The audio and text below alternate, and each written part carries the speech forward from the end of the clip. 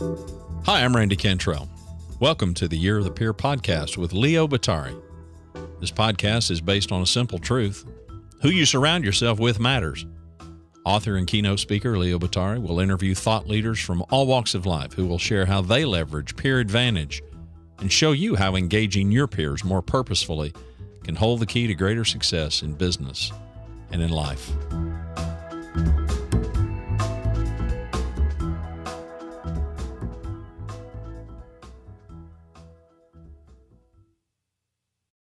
Today's guest is Dr. Cecelia Hauser. Cecelia is a principal with Korn Ferry Hay Group, leadership and talent consulting practice. Cecelia is a skilled facilitator with more than 40 years of management and organizational leadership experience. She's dedicated to helping clients build a leadership pipeline through professional development training, utilizing both qualitative and quantitative methodologies and executive coaching. Cecelia has served for 12 years as faculty and mentor at Seton Hall University for its Masters of Arts in Strategic Communication and Leadership program. Cecelia earned her Doctorate of Education from Illinois State University, a master's degree from Montclair State University, and a bachelor's degree from the College of New Jersey. We welcome Cecelia to the show. Dr. Cecelia Hauser, welcome to the show. God, it's so wonderful to have you here. Of course, you and I spent a whole lot of time teaching together at Seton Hall University, and just incredible days those were when we got to work together. And I just really loved that and cherished that. And of course now, just to continue our friendship after that has been so great. I thought that you offered such great insights when we were writing The Power of Peers, back in 2015, 2016. We've got, of course, there's a second book coming up.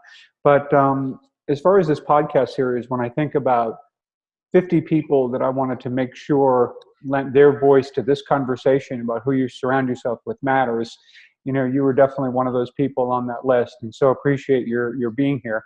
But, to get started, obviously you and I have known each other for a long time. Our listeners may not be as familiar with you, so if you could talk a little bit about,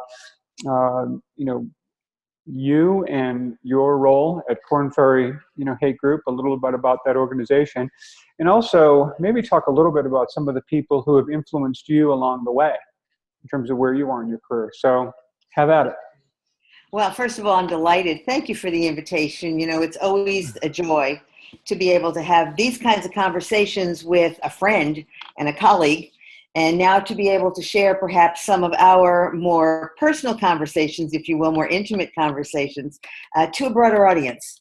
I have found over the years, Leo, as you well know, I've often said I've learned so much from you, and I think the feeling is very much mutual. And so I think we're both educators at heart. And so these opportunities are one that I know I personally cherish. I am right now, currently I'm 10 years into my work life with Korn Ferry Hay Group, and I'm a principal in the firm. And people may know Korn Ferry more as an executive search firm. That was our origins 45 years ago. And a number of years ago, another practice, an advisory practice, was started within Korn Ferry, and that is the leadership and talent consulting practice. So oftentimes when executives are placed by our search partners, our side of the business, our practice will come in and help them analyze their capabilities, analyze their bench strength, help them with performance management and whatnot. So it's a very lovely symbiotic relationship that we offer. The search side is the largest in the world, and our leadership and talent consulting advisory practice is growing by leaps and bounds. I am delighted to be with Korn Ferry Hay Group. It has changed over the years that I've been with it. I came from 24 plus years of an academic career and with teaching at the Center for Creative Leadership. So I feel like I've been in this leadership space for a bazillion years at times. What I have found over the years is, as I've thought about my 10 years and how firms like ours in the advisory business go, we have, when I joined 10 years ago, I joined the original Korn Ferry. And over the past 10 years, we've acquired 9 of our competitors, almost one a year. So as we learn to help our clients deal with integration and mergers and acquisitions, we're finding ourselves very much in the same boat. We've acquired Lore International. We've acquired Lominger. We acquired PDI Ninth House. We acquired Sensa, the government advisory group. And most recently, last December, we hit the Hay Group, joined our family of companies. And that has really expanded our capabilities, increased our intellectual properties, increased our opportunity to do services. So I'm finding over the past 10 years with every acquisition, I have to become much more of the lifelong learner and continue to see what's out there to be able to serve our clients. I work across a number of industries, pharmaceuticals, manufacturing, financial, automotive, consumer products. And what we're finding, what I have found over the number of years, is that so many of the issues, regardless of the industry, are very much the same. They're people issues. They're issues of how do we develop those relationships? How do we thoughtfully, to use your words, surround ourselves with the people who matter? And that whole focus, it has become much more involved and much more central to a lot of the work that we do. Whether it's with beginning to encourage much more peer coaching in the workplace as our clients begin to really look at their bench strength as they're trying to deal with that VUCA environment in which they're living and growing. They look around at their bench strength and by and large, many of them are saying, gosh, we haven't spent enough time nor energy really thinking about the development side of people. They've done valiant efforts, and there's no company that I've worked with that hasn't gone into talent development with a full heart. The challenge becomes, as the press of business and results become increasingly demanding and more and higher, that oftentimes that emphasis on developing individuals and realizing the importance of developing those collaborative skills and those relationship skills, oftentimes, as you would expect, they fall by the wayside. So the power of your writing, of the power of peers, and the power of the work that this podcast and your series of podcasts accomplishes is one that is really very timely, very, very timely as we think about how do we build those kinds of collaborative relationships? How do we thoughtfully think about who influences us, how they've influenced us, and to turn that coin around, how we might be those that influence and collaborate with others. You know, you talk about our being educators, and this whole conversation makes me think about elementary school, right? It's working and playing well with others. It is. And here we are. And not running with scissors either. Yes. and to your point, though, I think, and I'd love for you to talk a little bit about this too. So let's say in the last 5 years, I guess it's my sense of things that this idea of high-performing teams and really developing the kind of collaborative skills that drive the kind of results that organizations are looking for today, especially in a changing environment where technology is really going to take on some very different roles, I think going forward. But I think as many of our guests have talked about, it will be our humanity and our ability to really work well together. So it's kind of interesting. So you're suggesting, I guess, that in the last, let's say, 5 or 10 years, there's been a big shift toward developing people, not just as leaders, as individuals, but as leaders in terms of team leaders and people and team players. Is that fair? Yeah, I think that's a fair statement. I think there's that pendulum swing, if you will, that, I've been in this business 40 years. And as I think about 15 years back and 10 years back, there was quite an emphasis on being able to understand what teaming was all about and the value of teaming, et cetera. And then the pendulum began to swing as we began to, as businesses acquired, mergers and acquisitions, as bankruptcies happened and businesses went away. There became this incredible focus on results.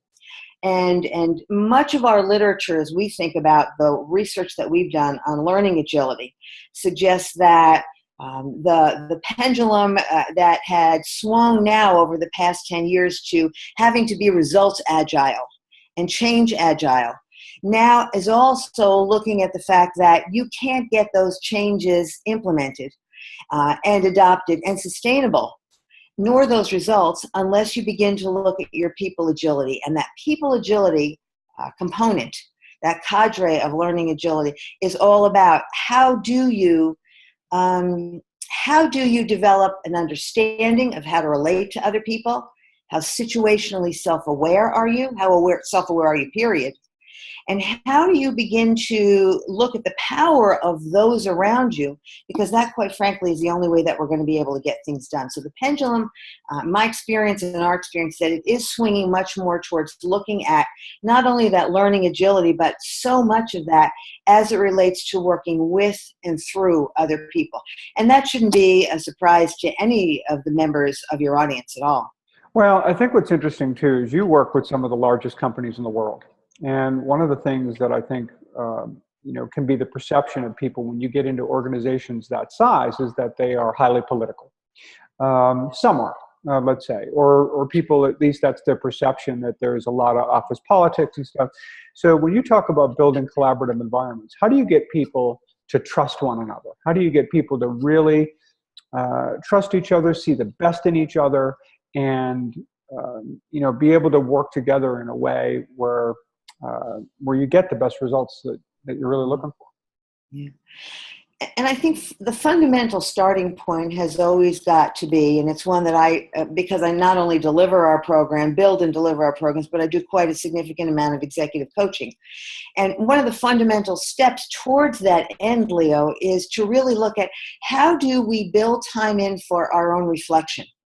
How do we build time in to help ourselves become more self-aware of where our strengths are, where our foibles are, and from that self-awareness, begin to seek feedback. And that's the beginning, to me, of what those collaborative relationships are. The courage to say, here's who I am, and here's where I believe our business unit, for example, has to go. And you as a team, we're all working towards that. So I need to know where I am as a leader, but I also need to dig really very deep and identify what's our core purpose, what's our why, as we always say.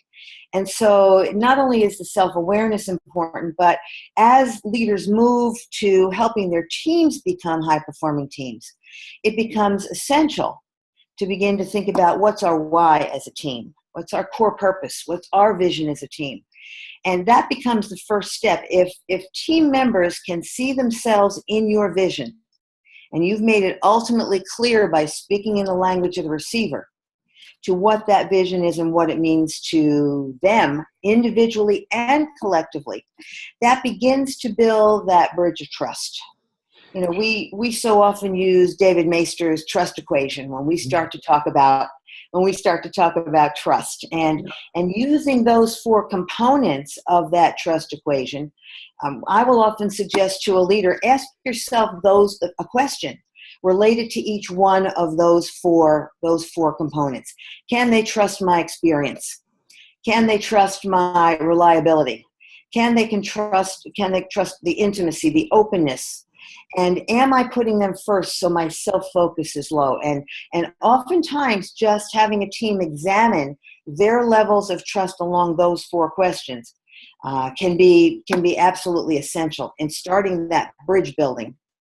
No, and I'm a big David Maister fan. I love his books, and he's just really, really terrific. And I do love, though, what you suggest about reflection. As you recall, in the students that we worked with at Seton Hall University, what did they have to do at the end of every week? They had to write their reflection on what they've learned or what they could have done better, whatever that felt or looked like for them. And it's a habit that I've actually continued.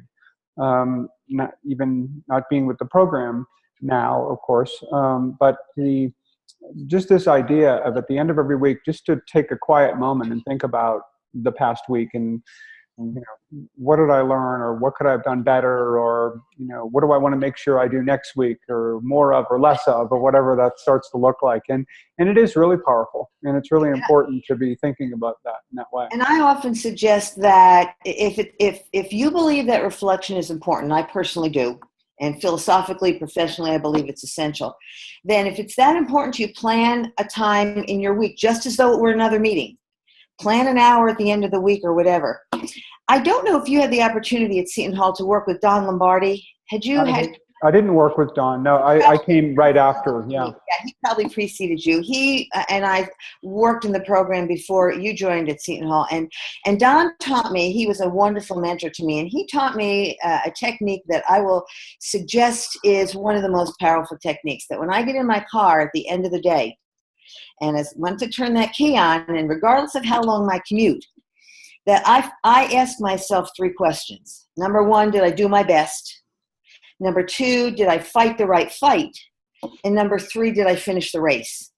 And simply thinking about those 3 questions, 10 minutes on a drive home or 10 minutes on an errand at the end of a day can really enable you to pinpoint those highlights of your day that were great, and pinpoint those highlights of the day that you may want to go back and do a little bit differently.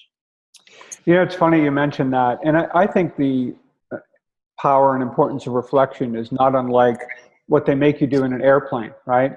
If you lose cabin pressure, you put the oxygen mask on yourself first, and then you'll be able to help others. I think this is really, in many respects, what this is all about, right? We do have to really think and get our own self right, you know, as best we can. And then when we achieve that, or as we work toward that, then we're in a position, I think, to do, you know, for others and to help them in a way that's most effective, and hopefully work with other people more collaboratively in the same way, you know. But and the notion of being able to be fully collaborative, I think, is an anathema to some people. You know, am I giving up some of? And here's the issue that we always run up against as we think about being collaborative. To what degree am I sharing? To what degree am I giving up control? To what degree am I giving up information for the greater good? And so much of the work that we do is to help organizations think of that better good, whether it's a nonprofit that we're working with, or higher education organizations, schools that I'm working with, or for-profit businesses. It's always beginning to talk about what are the trade-offs in collaboration, and to have those honest conversations about what I feel are the trade-offs and what really are the trade-offs and what are the benefits. well, we saw it also. Think about the number of students that we worked with when they had group projects, right? For some students, they were just, they didn't like them at all. And yet we see how critical they are. But I think one of the things, if you remember, that we always used to have them do was they'd create a team charter. They would, you know, have the conversation up front about, okay, what are our expectations of one another? How are we going to work together? And the whole list of questions that they could go through, and at least, instead of making assumptions that everybody's on the same page, actually get on the same page. And I think for many of the teams that we worked with and we saw produce really good work, those were the teams that did a really great job of establishing at the outset what it was all about and how they could help one another produce something that would be greater than any individual could have ever done alone. And I think once they start to believe that, yeah. And some of that gets to be hard, you know, because I think one of the most, when I work in leadership development programs, and particularly if I work with intact teams, the hard part about it is for the team to say, much like the charter, what are the values that we can agree on holding near and dear to this team? Yeah. And we'll often use a technique of we have value cards, 32 different values. And oftentimes I'll give a set to each team member and we'll say, all right, individual, play solitaire. Put 4 face down, or rather 4 face up, or 5 face up, and then go through the deck. And which of these values are most important to you as a team member? What should this team hold to be near and dear? And play solitaire with it on yourself. And then ultimately when you're through the deck, what are the 5 that are sitting up, facing up? And that begins an incredible conversation about, because you start out with the instruction of, we want to think about what values should this team hold that will guide them in their relationships with each other, in success with their business goals, and in being humane to one another Yeah. and bringing out the best in each other. And ultimately, those kinds of conversations, much like the charter that we had our students do, is a very powerful way to build your charter in essence by saying these are the values that we can agree on. These are the 5 values we ultimately can agree on with the 6 or 7 members of our team. And then the second step is, what does this look like? What's the behavior that's associated with these values? So that gets the really deep reflection in terms of being able to police oneself and monitor the behavior of the group. Yeah, I think having the values conversation is so critical, and that's, I'm really glad you raised that. One of the things I'd love to do, though, is shift gears just a little bit, because you mentioned early on that a lot of your career really was in academia, and here you are now, and working in the private sector. So, and I know you've had consulting business, along the way as well too. But would love to get a sense of that shift for you, number one, and then secondly, maybe some of the people who influenced you along the way and how they did it. Now, and I'm sure, as we all will do, you may mention some and maybe forget some others, and that's that happens because we have a lot of people do that. So we'll say that up front, that if you're not mentioned here, that but anyway, if you could talk a little bit about that, that would be great, because I think all of the individual stories are often so rich with insights that our listeners, always just get so much value from. Well, the shift came at an interesting point in my life. I had planned, as of any interest to your audience, start out as a high school phys ed teacher, and ultimately went into K-12 administration. My goal ultimately was to become president of a small private college by the time I was 50. So I knew early on that I wanted to stay in education, and ultimately higher education. And through my progression, assistant superintendents and whatnot, university professors, university assistant provosts, I found after a almost 20-year career that I didn't want to become president of a small private college by the time I was 50. And I was probably at 42 or so, and said, but what I had found during that journey was more and more interest in the characteristics that made leaders. And so on my master's work, I had taken a look at what are the leadership characteristics differences between gifted children and talented children, because oftentimes in the late 70s, we were putting them both into the same kinds of classes. And they were very, very different kinds of learning styles and leadership characteristics. Ultimately, that led me to the whole leadership, to the leadership business, if you will, and my work with CCL, which started in the mid-70s. And what we're finding now, interestingly enough, we're finding organizations talking about the same kinds of leadership characteristics and not calling their leaders in organizations gifted or talented, but high professional and high potential. Depth versus breadth.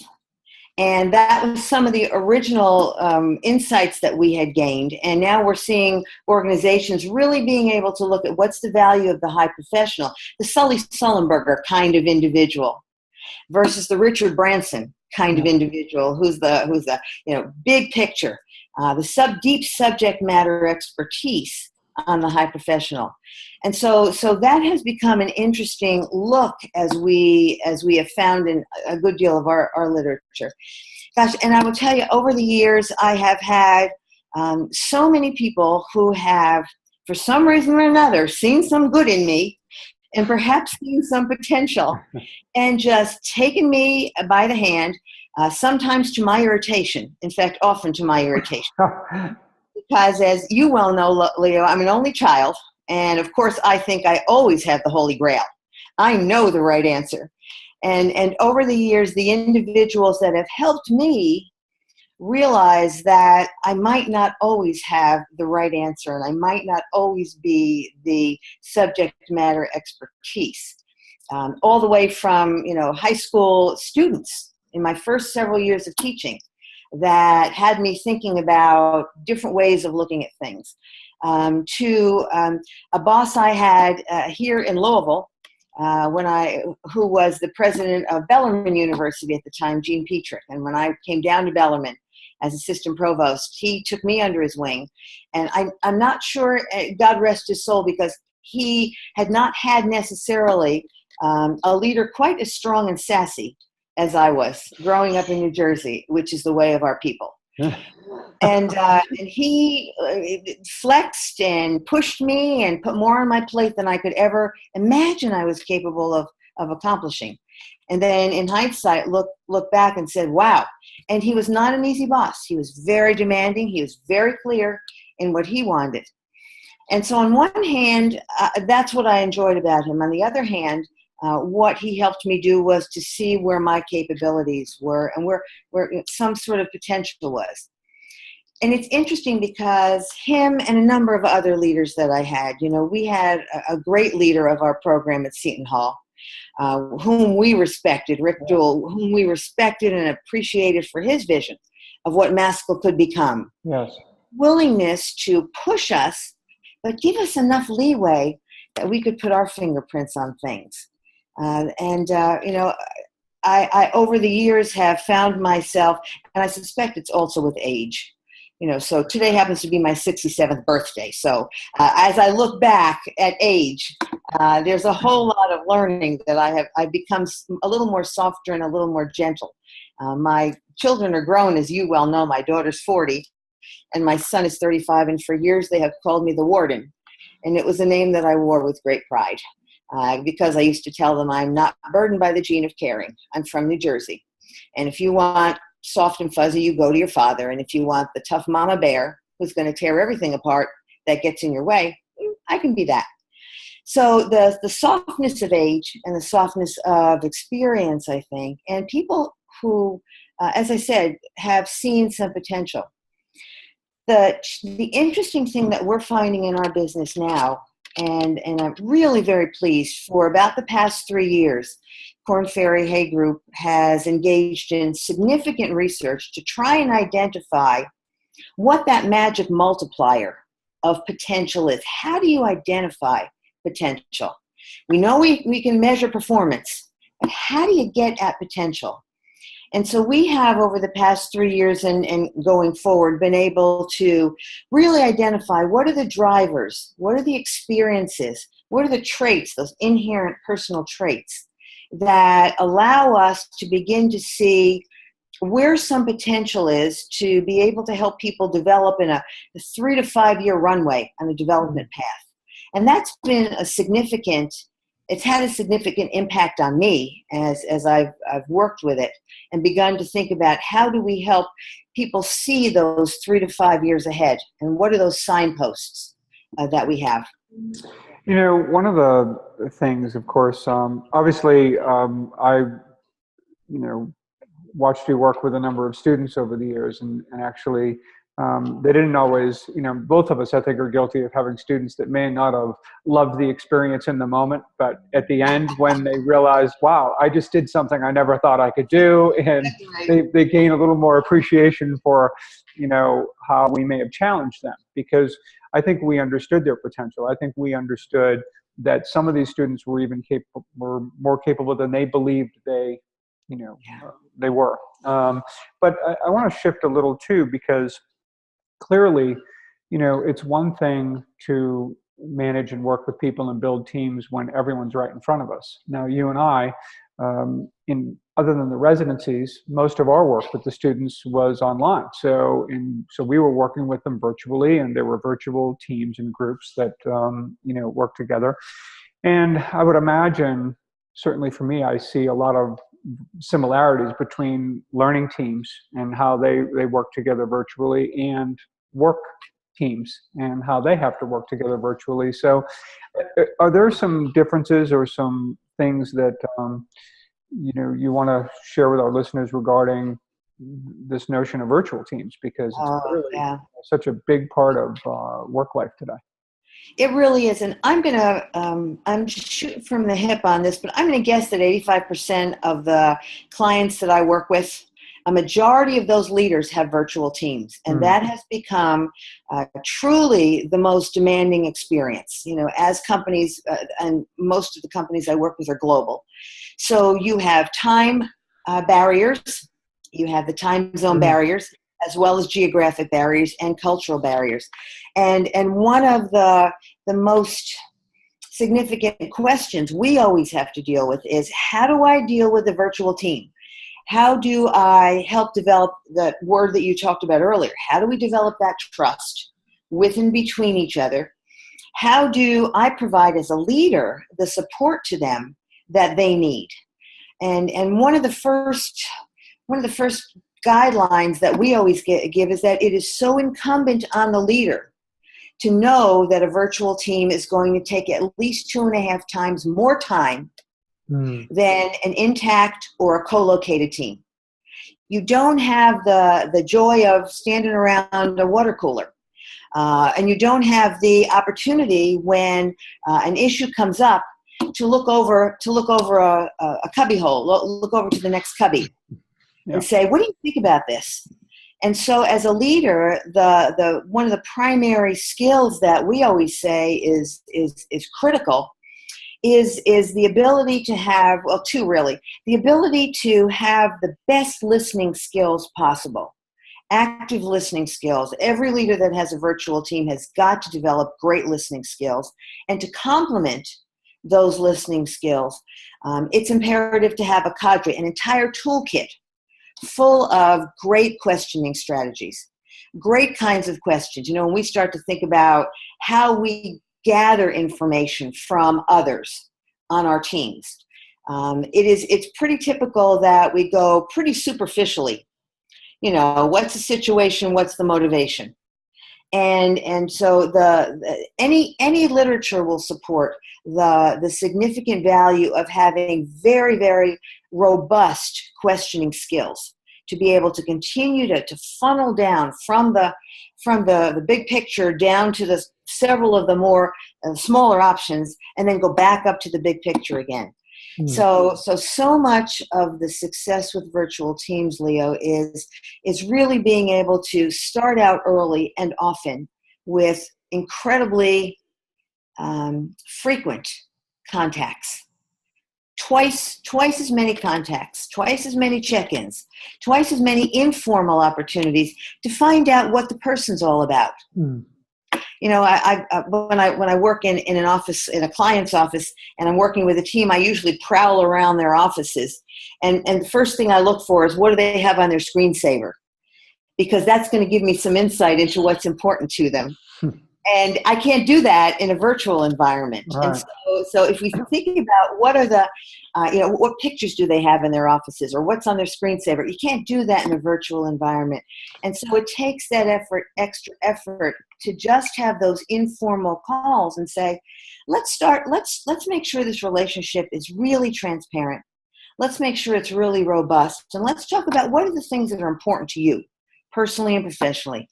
What are the things that are important to me? What are the things that we can commit to promising one another in this relationship, in terms of transparency, in terms of communication, in terms of honesty and trust? And that takes time. And it takes time away from looking at the spreadsheet of what your monthly outcomes look like, what your monthly, what your P&L statement looks like at the end of the month. I think what you bring up, though, is really important, because it needs to be the expectation of leaders that you can build that kind of trust virtually. One of the things we saw with our learning teams, and for listeners who aren't familiar with the MASCL acronym, of course, it's Master of Arts in Strategic Communication and Leadership, was a master's program at Seton Hall. But what we saw was students would meet for a very brief time at orientation residency. Then they would go away for a while, by the way. I mean, almost a year later, they would see each other at mid-residency. And what we found, of course, was those students really built really great relationships, even though they hadn't seen each other in a year. And then, of course, by final residency and graduation, and this whole program was roughly, 18 months or so. It was extraordinary how close those bonds were. And I think in large part, there was also a real understanding that having a safe environment, for which to have conversation where people were learning, they weren't judging, they were making sure that they were just, people weren't harsh with one another. People were made sure, because what they understood was that if you called somebody out in a way that was inappropriate in an online situation, it didn't just hurt that environment for that person. It poisons the well for everybody, because now all of a sudden, I'm not sure I want that happening to me. So I would imagine that in workplace situations too, there's that care in making sure you've got that safe environment in order to build that trust. Is that a fair comparison? Yeah, I think that's a good comparison. I mean, you've got the technology logistics that you got to worry about. Typically, one of the big issues that people keep talking about is, how do I know that everybody on my webinar is listening to me? Yes. That's not doing their laundry or walking the dog or whatever.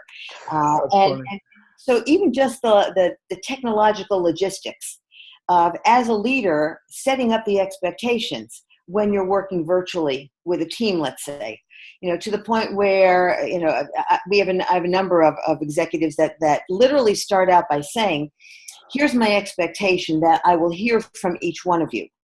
And my expectation is also that you should have of me that I will pause and tell you, I'm going to be quiet for a minute or two because I want to hear your voice. So it's even those simple logistics of making sure you help people know what your expectations are technologically from a participative standpoint.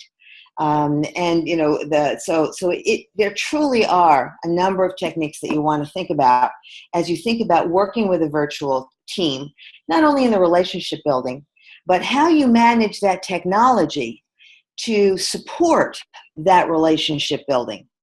Because I will admit, I can't tell you, I'm on webinars 2, 3, 4 times a day sometimes when I'm in the office, when I'm not delivering a program. And I have done laundry and I have walked the dog.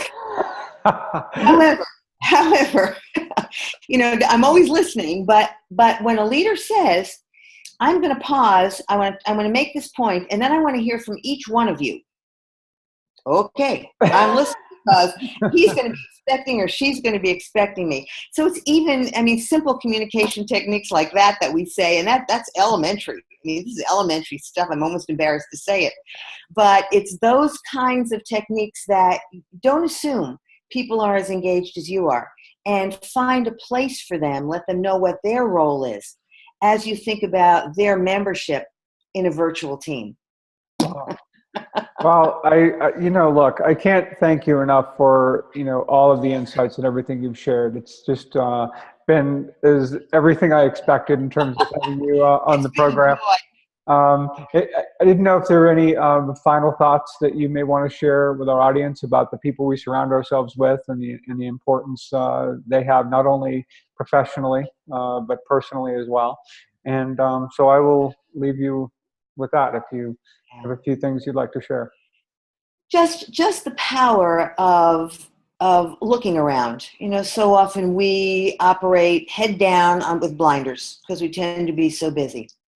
And the power of looking around and really beginning to see those people who, upon reflection, are really important to us. There's any number of times, I think, when any one of us have had the opportunity and been surprised when you suddenly realize the importance of someone around you. And so, the final word that I would have is to go into your life with your eyes wide open, to truly see the individuals with whom you spend the most time, to also truly see those individuals who might have had just a little bit of time with you, but their impact has been profound. And to cherish that and look for more of those opportunities is what I would add with. And I do want to thank you for the chance to have this conversation with you. I hope some of the insights have been helpful. It's been just a joy. So thank you, Leo. And thank you to the audience as well. Well, Dr. Cecelia Hauser, happy birthday. And thank you again for being on the program. And I'm sure we will chat real soon. I think we will. Thank you much. Bye.